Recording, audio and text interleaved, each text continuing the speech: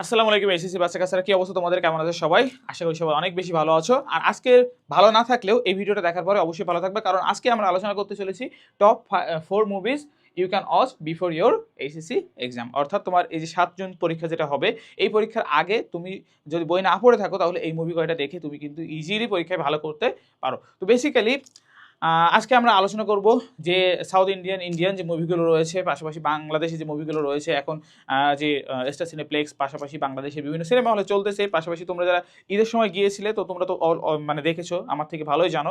তো সেই মুভিগুলো নিয়ে আলোচনা করব। কি এতক্ষণ যাবত এই যে মুভি নিয়ে আলোচনা করতেছিলাম, তোমরা এতক্ষণ ভিডিও দেখে ভাবছো আজকে মুভিগুলো সম্পর্কে রিভিউ পাইতে চলেছি। তো এই রিভিউ নিতে গেলে তোমার পরীক্ষায় মারা খেয়ে যাবা, ঠিক আছে? এই রিভিউ নিতে গেলে পরীক্ষায় মারা খেয়ে যাবো। তো আজকে আমরা তোমার পরীক্ষায় মারা খাওয়াবো না, আজকে মেইনলি আমরা আলোচনা করব যে কিভাবে আমরা আমাদের এই পরীক্ষার আগের সময়ে আমাদের সাবজেক্টগুলোকে রিভিশন দিতে পারি। তো রিভিশন দিতে পারি এবং অবশ্যই মুভিগুলো সম্পর্কে মুভিগুলোর নামগুলো বলবো এই ভিডিওর ভিতরে। তো তার আগে আমরা একটু জেনে আসি, চলো কিভাবে আমরা পরীক্ষার আগে আমাদের এই যে 2 মাস যে টাইমটা রয়েছে, এই 2 মাসে আমরা কিভাবে রিভিশন দিতে পারি। তো অনেক স্টুডেন্ট আমার কাছে পার্সোনালি জিজ্ঞাসা করে, বিভিন্ন জায়গায় আমরা দেখেছি যে ভাইয়া পরীক্ষার আগে রিভিশন কিভাবে দিব। রিভিশন দেওয়ার খুব শর্টকাট টেকনিক হচ্ছে, এই যে রিভিশন দেওয়ার ক্ষেত্রে আমরা একটা ভুল করি, সেটা হচ্ছে যে বিষয়গুলো আমার জানা সেই বিষয়গুলোকে আবার বারবার পড়ি, যেটাকে আমরা ওই যে ইংলিশে বলি রিডান্ডেন্সি, এই যে আর বাংলায় কি বলি বাহুল্য দোষ। এই যে বাহুল্য দোষের ভিতরে কেন যাওয়া ভাই? একটা বিষয় তুমি জানো, সহজ তোমার কাছে, এই বাহুল্য দোষের ভিতরে গিয়ে তুমি জানা বিষয় আবার জানার চেষ্টা করো, আবার পড়ার চেষ্টা করো। তো এই কাজটা কেন করবা? এই কাজটা কিন্তু করা যাবে না। তো কিভাবে পড়তে হবে তাহলে দেখো, প্রথমবার যখন রিভিশন দিবা, অর্থাৎ প্রথমবার রিভিশন দেওয়ার আগে অবশ্যই রিভিশনের আগে বইটা একবার শেষ হওয়া লাগে, এটা কিন্তু তোমার জানতে হবে। এখন তুমি যদি আগে বই কখনো হাত না দিয়ে থাকো তাহলে তোমার জন্য এই ভিডিও না। তো রিভিশন দেওয়ার ক্ষেত্রে আমরা যে কাজটা করি সেটা হচ্ছে, বই তো প্রথমবার আমরা পড়লাম, পড়ার পরে দেখবা এই বইয়ের ভিতরে প্রত্যেকটা বইয়ের ক্ষেত্রে আমাদের 40% বা 60%, সর্বোচ্চ 60% আমাদের মনে থাকে প্রথমবার যখন আমরা পড়ি। তো 60% যখন আমাদের মনে থাকে, বাকিগুলো কিন্তু মনে থাকে না। যেমনটা তোমাদের পরবর্তীতে অ্যাডমিশন যখন দিবা তখনও কিন্তু এই সেম জিনিসটাই হবে। অর্থাৎ তুমি পড়ছো, পড়ার পরে দেখবা অনেক সময় নিয়ে পড়ে ফেলেছো, কিন্তু তোমার মনে আছে 60%, 40% বা 30%ও মনে থাকে। কারণ এখানে তুমি যখন প্রথমবার বইটা পড়ছো তোমার কাছে অনেকগুলো বিষয় নতুন। এই নতুন বিষয়গুলো তুমি এমন কোনো আইনস্টাইন, এমন কোনো স্টিফেন হকিং, এমন কোনো বিদ্যাসাগর হয়ে যাওনি যে তোমার প্রত্যেকটা বিষয় খুব সুন্দরভাবে মনে থাকবে। তো এই যে 60% জিনিস কিন্তু তোমার তখন ধরো মনে আছে। ধরো তুমি অনেক ভালো স্টুডেন্ট, তোমার মেধার মানে কি একেবারে মানে র্যাঙ্কিংটা অনেক উপরে, তুমি হচ্ছে 60% মনে রাখতে পেরেছো। তো এই 60% মনে রাখার পরে তুমি যখন রিভিশনে যাচ্ছ প্রথমবার বই শেষ করার পরে, তো রিভিশনের ক্ষেত্রে যে জিনিসটা হয়, এই 60%-এর ভিতরে অনেক টপিক তুমি অনেক ভালোভাবে আয়ত্ত করে ফেলেছো। এখন সেইগুলো তোমার না পড়লেও চলবে, সেইগুলো তোমার না পড়লেও চলবে। এখন বাংলা ইংলিশ যেমনটা হয়, বাংলা ইংলিশ আমরা যদি দেখি, কমার্সে যারা রয়েছে আমাদের অ্যাকাউন্টিং ম্যানেজমেন্ট, এগুলো তো আছেই। অ্যাকাউন্টিং ম্যানেজমেন্ট, মার্কেটিং ফাইন্যান্স, এগুলো তো আছেই। Marketing finance, marketing marketing finance, তো Bangla English accounting management marketing finance এগুলো তো আছেই। তো এই বাংলা ইংলিশ এখানে দেখো, তোমার প্রত্যেকটা সাবজেক্টের ভিতরে যেহেতু 60% করে তোমার পড়া এখানে তোমার জানা, তো সেই ক্ষেত্রে তুমি যখন করবা, ধরো বাংলা তুমি রিভিশন দিচ্ছ, এখন বাংলা তুমি ধরো 20 দিন বা 20 দিন তোমার হাতে শেষ করার মতো একটা টাইম আছে। তুমি শেষ করার ক্ষেত্রে আমি যে কাজটা করি, প্রত্যেকটা আমরা বইকে কি করব, ধরো একটা বইতে 400 পেজ আছে, এখন আমার এই বইটা 20 দিনে শেষ করা দরকার। তো আমি 400/20, তাহলে প্রত্যেক দিন আমার 20 পেজ করে পড়লে হয়ে যাবে। 20 দিনের মাথায় গিয়ে দেখবা বই শেষ হয়ে গেছে। প্রত্যেক দিন 20 পেজ করে মাস্ট পড়তে হবে। এটা আমি আমার অ্যাডমিশন বা অন্যান্য সময় আমি কিন্তু এইটাই ফলো করতাম, রুটিন ফলো করতাম না, বাট আমি হিসাব করতাম যে আমার কত পেজ পড়া লাগবে, ওই পেজ না হলে আমি উঠবো না। তো চেষ্টা করতাম, বাট অলওয়েজ হইতো না। যেমন অনেক ক্ষেত্রে দিনে হয়তো 180-200 পেজ এমন হয়ে যেত সব সাবজেক্টগুলো মিলে, তখন ওইটা আমার সম্ভব হইতো না। তোমরা সম্ভব করার চেষ্টা করবে, আর অসম্ভব কি সম্ভব করার কাজই তো তোমার আর কি। ওই যে অনন্তর একটা ডায়লগ আছে না, ওইটাই আর কি, তুমিও অনন্তর মতো হয়ে যাবে আর কি। তো বাংলার ক্ষেত্রে যেটা হয়, বাংলার ক্ষেত্রে যে টপিকগুলো তোমার অনেক বেশি আয়ত্ত হয়ে গেছে, ওই টপিকগুলোতে আর হাত দেওয়ার দরকার নেই। ওই টপিকগুলোতে আর হাত দেওয়ার দরকার নেই। এখন যে টপিকগুলোতে তুলনামূলক সমস্যা ফেস করতেছো বা দেখা যায় অনেক বেশি আয়ত্ত হয়নি, সেই টপিকগুলোতে একটু হাত দিবা, অর্থাৎ সেই টপিকগুলো পড়ার চেষ্টা করবা। এরপরে ইংলিশের ক্ষেত্রেও তাই, যেমন ইংলিশের ক্ষেত্রে আমাদের এখানে দুইটা পার্টটা এই দুটো পার্ট অনেক বেশি গুরুত্বপূর্ণ। যেমন এখানে ইংলিশ ফার্স্ট পেপারে কিছু কিছু টপিক থাকে যেটা একেবারে আলাদা, আবার ইংলিশ সেকেন্ড পেপারে কিছু কিছু টপিক থাকে একেবারে আলাদা।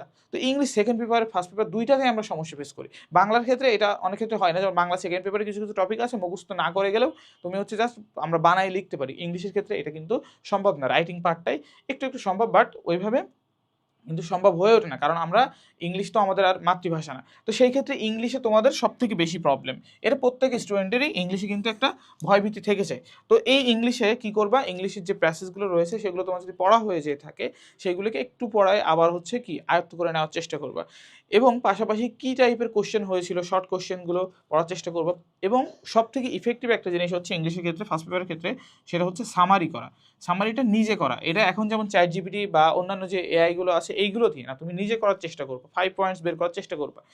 এরপরে ইংলিশ সেকেন্ড পেপারের ক্ষেত্রে আমরা দেখেছি বিগত ভিডিওতে তোমরা আমি বলেছিলাম যে ইংলিশ সেকেন্ড পেপারের ক্ষেত্রে আমাদের প্রত্যেকটা বইয়ের পিছনে কিছু হচ্ছে গ্রামেটিক্যাল আইটেমগুলো দেওয়া থাকে, যেমন ন্যারেশনে অনেকগুলো উদাহরণ দেওয়া থাকে, অন্যান্য যে আইটেমগুলো রয়েছে মডিফায়ার বা এই হ্যানত্যান যেগুলো আছে প্রত্যেকটারই উদাহরণ বিগত সালে কোন কোন বোর্ডে আসছে এগুলো প্রত্যেকটা বইয়ে দেওয়া থাকে, তোমার যদি একটা স্পেসিফিক রেফারেন্স বুক থাকে।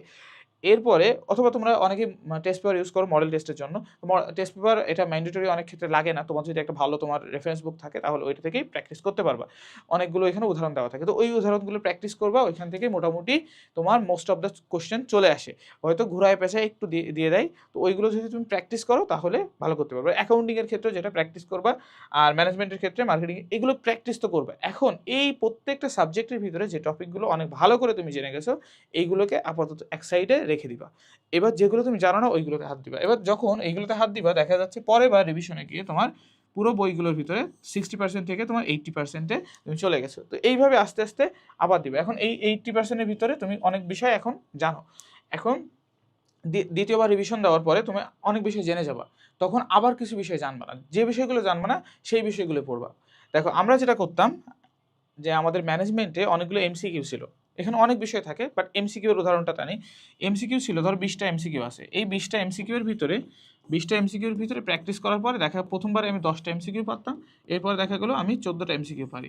তো এইভাবে আমি এই 14টা এমসিকিউ দাগাইতাম, পারি না কয়টা 6টা, প্রথমবার দাগাইছি কয়টা এখানে 10টা এমসিকিউ যেহেতু পারি না এই 10টাকে দাগায় রাখতাম, এরপর 6টায় পড়তাম এই 6টা, এরপরে দেখা যাচ্ছে প্রথমবার 10টা থেকে মানে 20টা এমসিকিউর ভিতর থেকে আমার 10টা জানা ছিল, 10টা আমি জানি না সেই 10টা প্র্যাকটিস করেছি, এখন দেখা গেলো আমি সেই 10টা থেকে 4টা পারি, অর্থাৎ তাহলে 14টা হইলো। এরপরে আমার হাতে আর 6টা এমসিকিউ ছিল, পরে দেখা গেলো প্র্যাকটিস করার পরে বা রিভিশন দেওয়ার পরে আমি শুধুমাত্র 6টা এমসিকিউ পড়েছি, 6টা এমসিকিউ জেনে গেছি। তো এর আগে তো আমি 10টা জানতাম, তো পরে আবার 4টা জানলাম তো 14টা হইলো, এরপর আরও 6টা জানলাম তো 20টা এভাবে হয়ে গেল। তো আমার সময়ও বেশি যায়, প্রথমবারে দেখো আমার অনেক 20টাই পড়া লাগছে, কিন্তু পরের বার আমার জাস্ট 10টা পড়া লাগবে, এরপর এবার আমার দেখো যখন 4টা জেনে গেছি এরপর এবার শুধুমাত্র আমার 6টা পড়া লাগছে। তো এইভাবে কিন্তু তোমার সময়টা কমে যাবে বা কম লাগবে। তো এইভাবে তুমি যদি রিভিশনটা দাও তোমার সময়টাও কিন্তু এক্ষেত্রে কম লাগছে। তো এই ক্ষেত্রে তুমি দেখবা তোমার যে বইগুলো রয়েছে 2 মাস যে তোমার হাতে এই যে 2 মান্থস টাইম রয়েছে, এই 2 মাসে কিন্তু খুব ইজিলি তুমি যদি এইভাবে রিভিশন করতে থাকো, যে বিষয়গুলো জানো সেই বিষয়গুলোকে একটু অফ রেখে,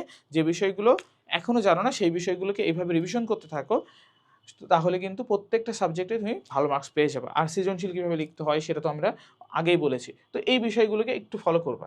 আর এখন কথা হচ্ছে যারা আমাদের কোর্সে ভর্তি হয়েছে, তো তোমাদের জন্য টপ 4 মুভিস তো আমাদের এখানে আছেই সাজেস্টেড করা।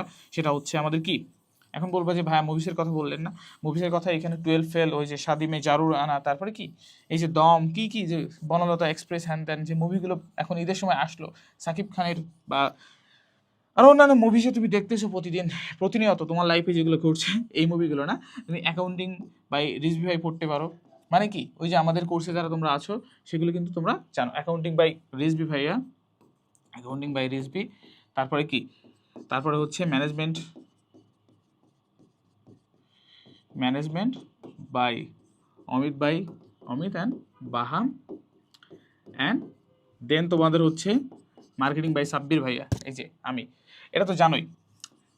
তো এই ক্ষেত্রে এইগুলো তোমরা তো আমাদের কোর্সে পেয়ে যাচ্ছ, জাস্ট এটা মজা করার জন্য। আর তো এইগুলো একটু ফলো করবা। আর ফাইন্যান্স তো আছেই,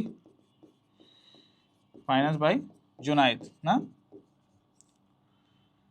জুনায়েদ, হ্যাঁ জুনায়েদ। তো এই সাবজেক্টগুলো তোমরা যদি মানে আমাদের কোর্সের ভিতরে পেয়ে যাচ্ছ, তো এইগুলো হচ্ছে পরের বিষয়। আমরা বিগত যে কথাগুলো বললাম এই কথাগুলো তোমরা একটু মনে রাখার চেষ্টা করবা পরীক্ষার হলে, এইভাবেই রিভিশন করে গেলে আশা করছি কোথাও তোমার বাদবে না। তুমি যেমন স্টুডেন্টই হও না কেন, তোমার যদি আগে একটু ধারণা থাকে তোমার জন্য পরীক্ষায় সর্বোচ্চ মার্ক গ্যাদার করা বা সর্বোচ্চ মার্ক স্কোর করা অনেক বেশি সহজ হবে। তোমার জন্য শুভকামনা।